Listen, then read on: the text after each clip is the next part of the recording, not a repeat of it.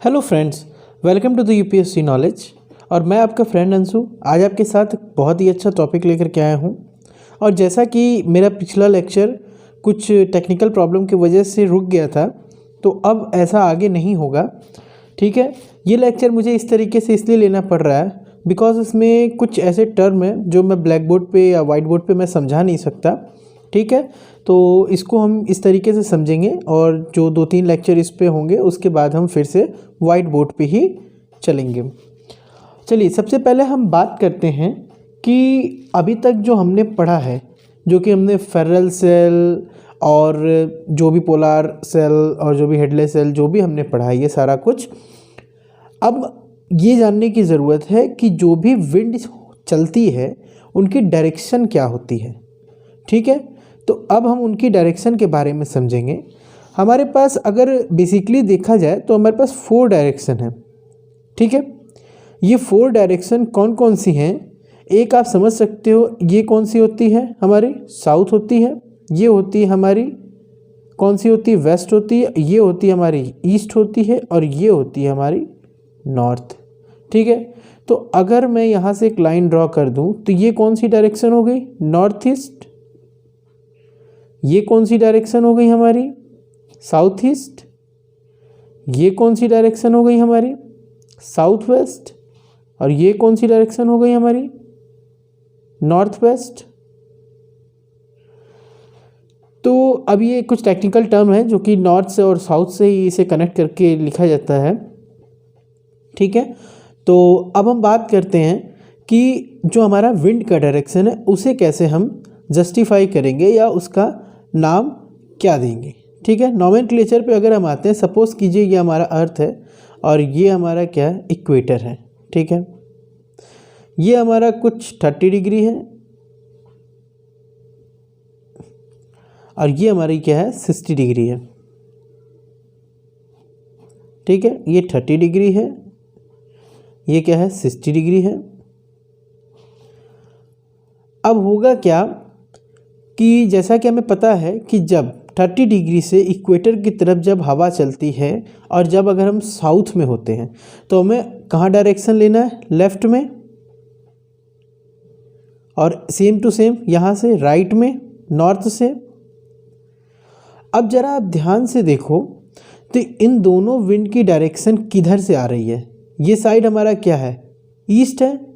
East से किधर आ रही है? इधर वेस्ट की तरफ। आ किधर से रही है? ईस्ट की तरफ से। तो इसका नाम हम लोग दे देते हैं, क्या देते हैं? अगर नॉर्थ में है तो नॉर्थ ईस्ट ट्रेड विंड्स। ये ट्रेड में बहुत मदद करती है, इसलिए हम इसे ट्रेड विंड्स भी कहते हैं। और इसी तरीके से south east trade winds. Now अगर हम बात करें 60 डिग्री की, तो 60 डिग्री पे क्या है? डायरेक्शन चेंज हो जाती है। अगर हम यहाँ पर खड़े हैं तो हमें लेफ़्ट में जाना है, तो हमारा लेफ़्ट क्या हुआ? ये हुआ। और अगर हम यहाँ पे खड़े हैं तो हमारा लेफ़्ट क्या हुआ? ये हुआ। ठीक है, तो अब देखिए विंड किधर जा रही है? वेस्ट से ईस्ट की तरफ, तो इसे हम कहते हैं वेस्टर्लीज। इसे हम कहते हैं वेस्टर्लीज। ठीक है, और ये क्या है हमारा? जब फिर डायरेक्शन क्या होगी? राइट जाना है अब हमको यहाँ से, क्योंकि यहाँ हाई प्रेशर है, यहाँ लो प्रेशर है। हाई प्रेशर से लो प्रेशर हमें राइट साइड जाना है, तो ये डायरेक्शन हो गई। कहाँ से आ रही है? ईस्ट से आ रही है, इसलिए हम इससे क्या करेंगे? और यहाँ पे क्या है? यहाँ हाई प्रेशर है, यहाँ लो प्रेशर है। जाना किधर है? लेफ्ट साइड में। ठीक है, इसे हम बोलते हैं पोलर ईस्टर्लीज।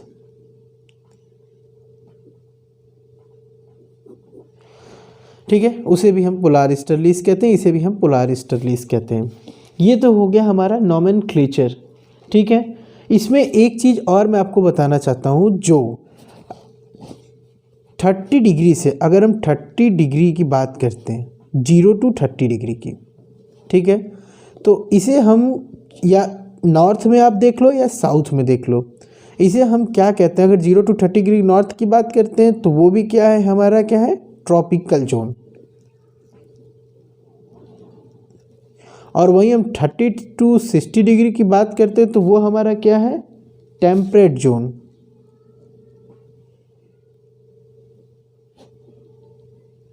और वहीं अगर हम 60 डिग्री से लेकर के 90 डिग्री की बात करते हैं तो ये हमारा हो गया पोलर जोन। ठीक है, इनको इस तरीके से नॉमेनक्लेचर किया गया है।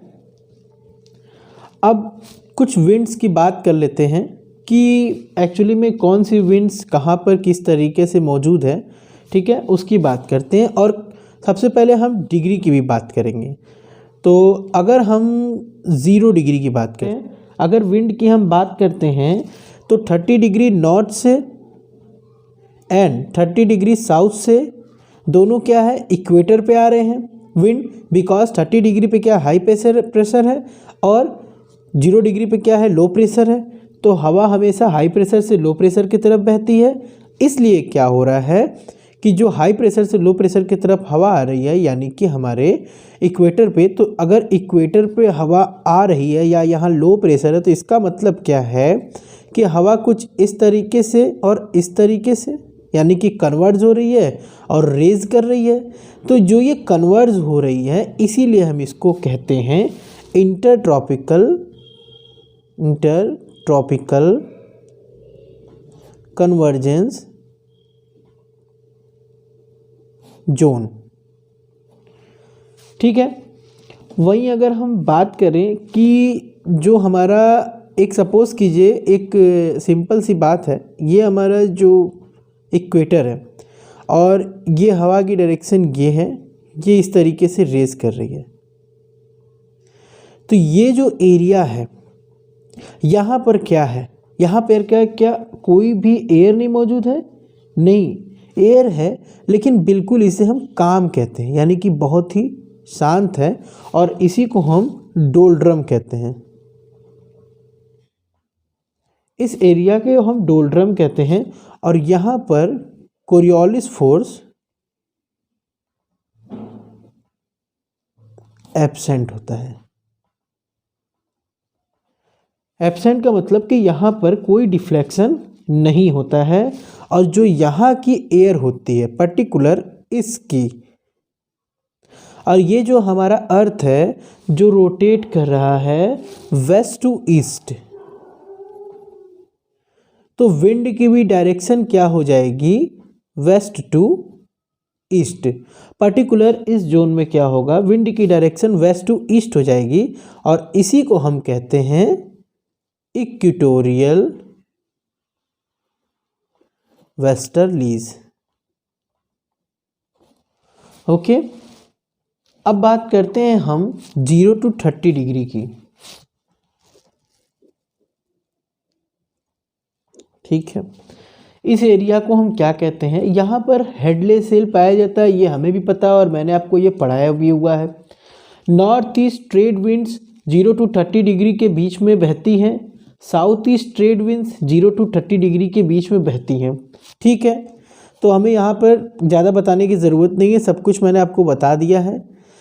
तीसरा, अगर हम बात करते हैं स्पेशली 30 डिग्री की, तो 30 डिग्री पे क्या होता है, इसे हम कहते हैं सब tropical high pressure area.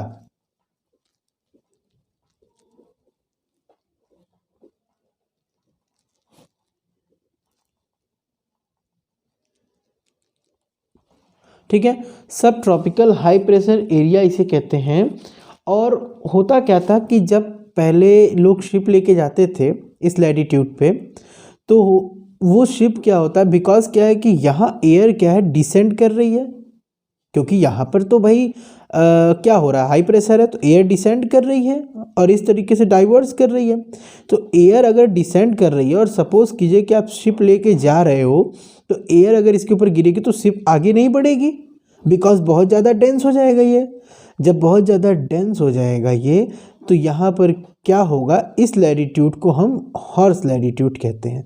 Horse latitude इसलिए कहते हैं बिकॉज जो पहले के लोग जब यहाँ से जाते थे तो उन्हें क्या लगता था कि जो हमारे शिप पे घोड़े हैं उसके वजह से क्या हो रहा है, ये शिप आगे नहीं बढ़ रही है, तो वो क्या करते थे, उन घोड़ों को समुद्र में ढकेल देते थे।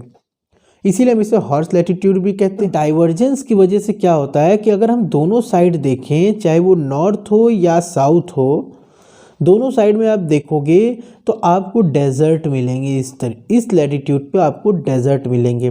अगर एरिया गर्म है तो वहाँ हॉट डेजर्ट मिलेंगे, अगर एरिया कूल है तो वहाँ कूल डेजर्ट मिलेंगे। ठीक है, अब हम बात करते हैं 30 to 60 डिग्री की। यहाँ पर हम बात कर चुके हैं। यहाँ पर क्या होता है, वेस्टर्लीज बहती है। होता क्या है, जब हम नॉर्दर्न हेमिस्फीयर की बात करते हैं तो वहाँ पर क्या है, लैंड ज़्यादा है और वहाँ पर फ्रिक्शन क्या होगा, ज़्यादा होगा। वहीं अगर हम सदर्न हेमिस्फीयर की बात करते हैं तो सदर्न हेमिस्फीयर में क्या है, जो हमारा लैंड है वो बिल्कुल ना के बराबर है। ठीक है, तो होगा क्या, जब फ्रिक्शन ज़्यादा होगा तो विंड की डायरेक्शन कम होगी और जब फ्रिक्शन नहीं होगा तो विंड की डायरेक्शन ज़्यादा होगी। तो जाहिर सी बात है साउथ में क्या होगा, विंड की डायरेक्शन ज़्यादा होगी और जो वेव है वो क्या करते हैं, जब वहाँ से वेव बनते हैं और इंडियन के जो कोस्टल एरियाज़, जो केरला के कोस्टल एरियाज़ हैं, वहाँ पर क्या होता है, बड़ी बड़ी ऊंची ऊंची लहरें आती हैं। तो जो वो ऊंची लहरें आती हैं उसके वजह से क्या होता है, केरला के यानी कि इंडिया के में केरला के फिशिंग पैटर्न में को बहुत प्रभावित करती है। वो जो लहरें रहती हैं वो केरला में जो भी हमारा फिशिंग पैटर्न है उसे बहुत ज़्यादा प्रभावित करती हैं। कौन सी वेव्स, यही वेव्स। तो इनको कुछ नाम दिया गया है, उन वेव्स को जो नाम दिया गया है उसकी हम बात कर लेते हैं। यानी कि जो हमारी वेस्टर्लीज जो है, जो एक वेस्टर्लीज जो नॉर्थ में, एक वेस्टर्लीज साउथ में। तो जो साउथ वाली वेस्टर्लीज है उनको जो नॉमेनक्लेचर किया गया उसके बारे में समझते हैं। 40 डिग्री साउथ की अगर हम बात करें तो यहाँ पे क्या है, रोरिंग 40s।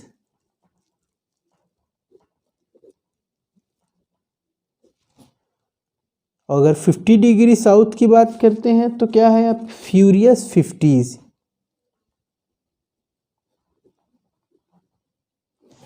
और अगर 60 डिग्री हम साउथ की बात करते हैं तो इसे कहा जाता है श्रेकिंग 60।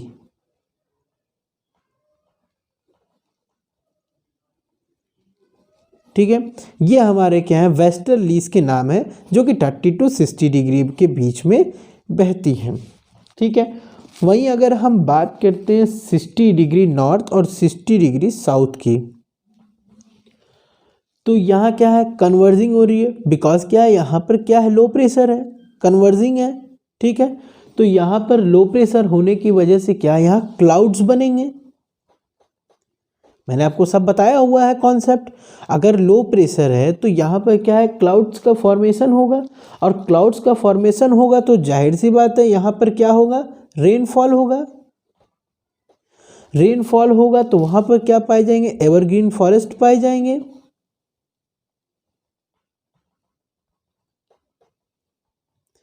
और इस एवरग्रीन फॉरेस्ट को नॉर्थ में 60 डिग्री में हम टाइगा कहते हैं। ठीक है, नाम सुना होगा आप लोगों ने टाइगर फॉरेस्ट के। ठीक है, अगर हम 60 to 90 डिग्री की बात करते हैं तो यहाँ पर क्या होगा, अगर सपोज कीजिए यहाँ से हवा बह रही है, ये रहा हमारा 60 डिग्री, ये हमारा इक्वेटर है, ये हमारा 60 डिग्री और ये हमारा पोलर रीजन है। ठीक है, तो यहाँ से अब यहाँ से हवा कहाँ बहनी है, यहाँ पे हाई प्रेशर से लो प्रेशर पे जाना, हमें जाना कहाँ है, राइट पे। तो अगर सपोज कीजिए आप यहाँ खड़े हो और अब इस साइड देख रहे हो तो ये होगा आपका राइट। ठीक है, ये पोलार ईस्टर्लीज, ये भी ईस्टर्लीज, लेफ्ट में जाना है। तो ये जो ईस्टर्लीज हैं और इनकी डायरेक्शन कैसे, इस तरीके से है।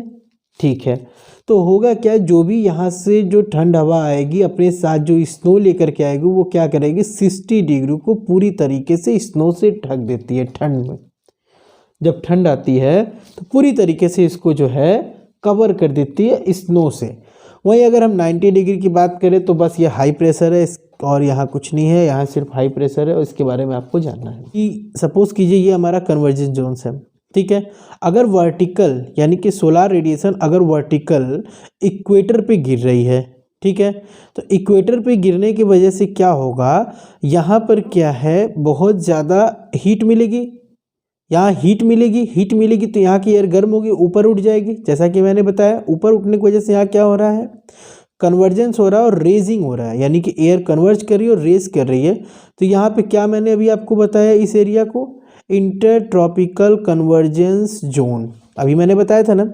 लेकिन यही कंडीशन ट्रॉपिक ऑफ कैप्रिकॉर्न और ट्रॉपिक ऑफ कैंसर पे भी फॉलो करती है, क्योंकि जब ट्रॉपिक ऑफ कैप्रिकॉर्न पर जब सोलर रेडिएशन वर्टिकल गिरेगी तो वहाँ पर क्या होगा, इंटर ट्रॉपिकल कन्वर्जेंस जोन, और जैसे ही ट्रॉपिक ऑफ कैंसर पे ये सोलर रेडिएशन वर्टिकल गिरेगी तो वहाँ क्या होगा, इंटर ट्रॉपिकल कन्वर्जेंस जोन। अब हम बात करेंगे ओशन करंट की, बिकॉज ओशन करंट को पढ़ाना इसलिए ज़रूरी है बिकॉज हमें साइक्लोन्स को समझना है, ठीक है। अगर साइक्लोन्स को समझना है या क्लाइमेट डिस्ट्रीब्यूशन को हमें समझना है तो हमें ओशन करंट को पढ़ने की बहुत ज़रूरत है, ठीक है। अब हम ओशन करंट की तरफ बढ़ते हैं। ओशन करंट्स होता क्या है? ओशन करंट्स कुछ नहीं होता है, जो हमारा जो वाटर है ओशन में उसके जो स्ट्रीम्स होते हैं और किसी एक पर्टिकुलर डायरेक्शन में या किसी पर्टिकुलर एरिया में प्रेजेंट होते हैं, यानी कि सपोज़ कीजिए कि ओशन, भाई हर जो पूरे ओशन में क्या है, करंट्स हैं, ठीक है, लेकिन उनका कोई पर्टिकुलर डायरेक्शन होता है, ठीक है।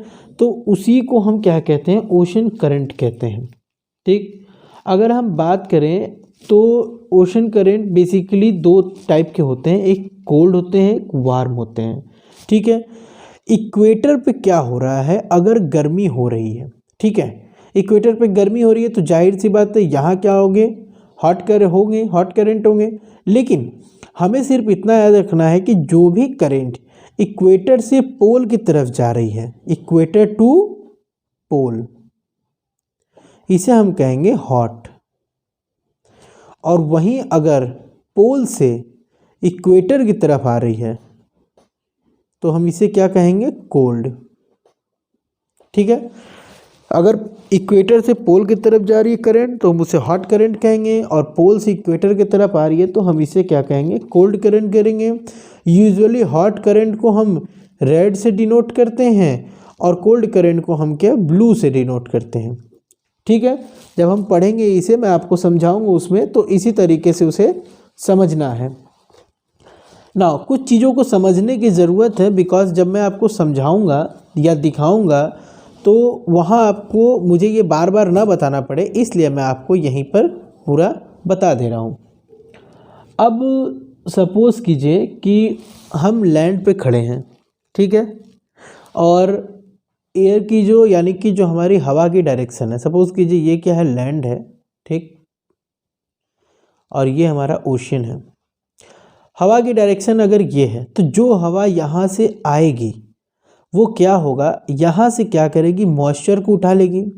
मॉइस्चर को उठा करके क्या करेगी, जब ये लैंड की तरफ जाएगी, जो भी ये विंड है ये लैंड की तरफ जाएगी तो यहाँ पर क्या है, रेनफॉल करेगी। रेनफॉल कब करेगी, जब ये विंड वार्म होगी, ठीक है, वार्म होगी। और विंड अगर इसे यहाँ से वार्म होगी तो मॉइस्चर होगा यहाँ पे, तो मॉइस्चर को जब रिसीव करेगी यहाँ पर लैंड के पास ले जाएगी तो यहाँ पर क्या होगा, रेनफॉल होगा।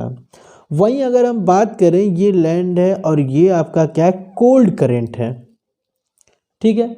कोल्ड करंट के पास कोई मॉइस्चर नहीं होता है। अगर हवा यहाँ से आ भी रही है तो यहाँ पर क्या होगा, कोई भी रेनफॉल नहीं होगा, और जब रेनफॉल नहीं होगा तो यहाँ पर डेजर्ट मिलेगा आपको। कहने का सिर्फ इतना मतलब है कि अगर हॉट करंट मौजूद है तो वहाँ मॉइस्चर होगा, मॉइस्चर की वजह से अगर विंड की डायरेक्शन लैंड की तरफ होगी तो क्या होगा, लैंड पे क्या होगा, रेनफॉल होगा, और अगर कोल्ड करंट है तो रेनफॉल नहीं होगा, वहाँ पर डेजर्ट मिलेंगे, ठीक है। एक टर्म है यहाँ पर प्लैनेटरी विंड्स, जैसे north east trade wind, south east trade winds, westerlies, easterlies, ये क्या करते हैं, करंट के फॉर्मेशन है, यानी कि यही रिस्पॉन्सिबल हैं करंट के फॉर्मेशन में, ठीक है। वही अगर हम कुछ बात कर लेते हैं टेम्परेचर की, ठीक है, टेम्परेचर कह लो आप, ग्रेविटी कर लो, कहीं ग्रेविटी कहीं टेम्परेचर, ऐसी ही बात होती है। होता क्या है, जैसे ही ये 0 डिग्री है, सपोज़ करो आप, ये 0 डिग्री है और ये 90 डिग्री है आपका। यहाँ पर क्या है, यहाँ पर जब सनरेज गिरी, ये पानी गर्म हो गया। गर्म हो गया तो मैंने आपको पहले भी बताया कि जो पानी गर्म होता है उसका वॉल्यूम बढ़ जाता है। जब वॉल्यूम बढ़ गया तो ये सपोज़ करो इस तरीके से हो गया, तो ये क्या करेगा, इधर की तरफ मूव करेगा। जब इधर की तरफ मूव करेगा और यहाँ क्या आइस है, ठंडा है, वो क्या करेगा, डिप हो जाएगा, यानी नीचे की तरफ चल जाएगा। जब ये नीचे आ गया, ये ऊपर आ गया, तो ये जो वाटर की यानी कि जो करंट की डायरेक्शन है वो इस तरफ हो जाएगी। ठीक है, तो हमारा ये कहने का मतलब है कि जो वार्म वाटर है वो इक्वेटर से, उसका जो डिफरेंस है हाई होने की वजह से इक्वेटर से क्या होगा, वो 90 डिग्री की तरफ चला जाएगा। ठीक है, बस यही यहाँ समझने की ज़रूरत है। अगर हम बात करें if whenever the ocean current moves from equator to poles, समझिएगा, whenever ocean current moves from equator to poles we usually call as warm current, मैंने आपको ये बता दिया है। And whenever it moves from pole to equator then usually we can say cold current. ठीक है, अब हम बात करते हैं कि इनके बीच का कनेक्शन क्या है। अगर वार्म करंट है तो हमें क्या मिलेगा, फॉरेस्ट मिलेगा, और वहीं कहीं कोल्ड करंट है तो हमें क्या मिलेगा, डेजर्ट मिलेगा। Warm current and cold current जो है वो आपस में रिलेटिव होते हैं, कहीं वार्म मिलेगा तो फिर उसके नीचे कोल्ड भी होगा, क्योंकि कोल्ड ही फिर वार्म होकर ऊपर आता है, ये पूरा चक्र चलता रहता है। ठीक है, अब हम सैलिनिटी की बात करते हैं। अभी तो हमने ये बात कर लिया, एक टर्म और है इसमें, सैलिनिटी। सबको पता है कि समुद्र का पानी खारा होता है, ठीक है, लेकिन एक चीज़ याद रखिएगा, अगर हाई सैलिनिटी है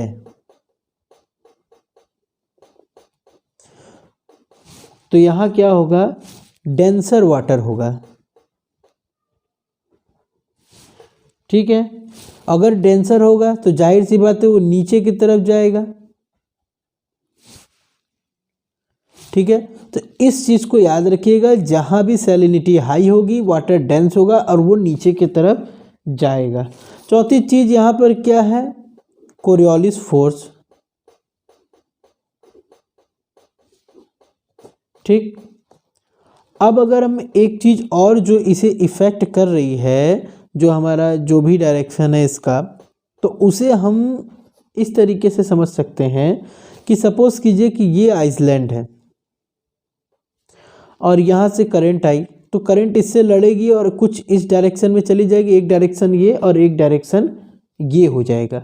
ठीक है, तो अभी तक हमने क्या क्या समझा कि कौन कौन सी चीज़ें हैं जो कि इफ़ेक्ट करती हैं हमारे ओशियन करंट को या उनके डायरेक्शन को डिसाइड करते हैं।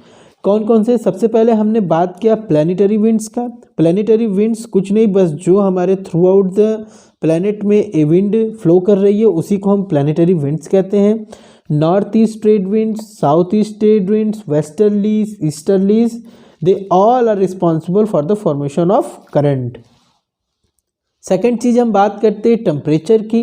जब 0 डिग्री पर टेम्परेचर ज़्यादा होगा, हमारा वाटर जो है वार्म होगा, वार्म होने की वजह से उसका वॉल्यूम बढ़ जाएगा। वॉल्यूम बढ़ने की वजह से क्या होगा, वो क्या करेगा, एक्सपेंड करेगा। एक्सपेंड करने की वजह से वो मूव करेगा किधर, 90 डिग्री की तरफ। क्यों, बिकॉज 90 डिग्री पे आइस है, आइस नीचे की तरफ चल जाएगा, तो जाहिर सी बात है कि जब वो ऊपर जाएगा वो नीचे जाएगा तो एक उसे स्लोप मिलेगा, तो वो स्लोप के सहारे पानी चला जाएगा उधर की तरफ 90 डिग्री की तरफ। और इससे क्या होगा, एक कनेक्शन हो जाएगा कोल्ड और वार्म करंट के बीच में। अगर कोल्ड करंट है तो डेजर्ट है, वार्म करंट है तो फॉरेस्ट है।